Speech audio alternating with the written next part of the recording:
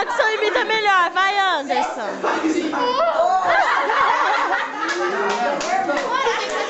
Sueli, o que você acha disso? A sua defesa. Pouca vergonha. Marrom, o que você acha disso?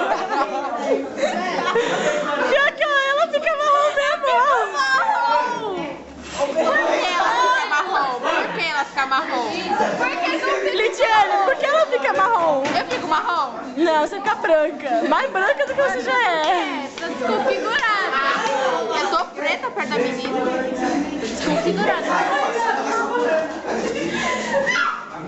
Dá um tchauzinho, vai meninas. Weber, pode fazer a pergunta para Lidiane.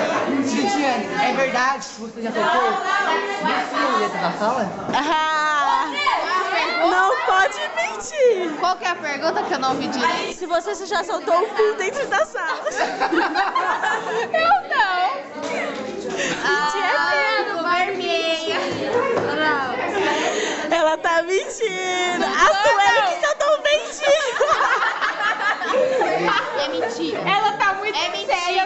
Ele escuta tudo é eu nesse carro. A Baratinha, gente. O apelido da Sueli é Baratinha. Todo mundo pisa nela. Ai, tadinha.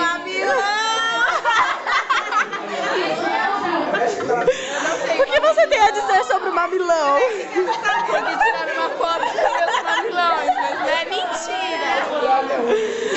Anderson, o que você tem a declarar sobre essa sala de aula?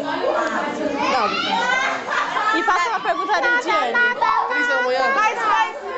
Tem lição amanhã? Lição? Sei não. Amanhã não tem aula? Ai! Faz ele fazer aquele negocinho lá.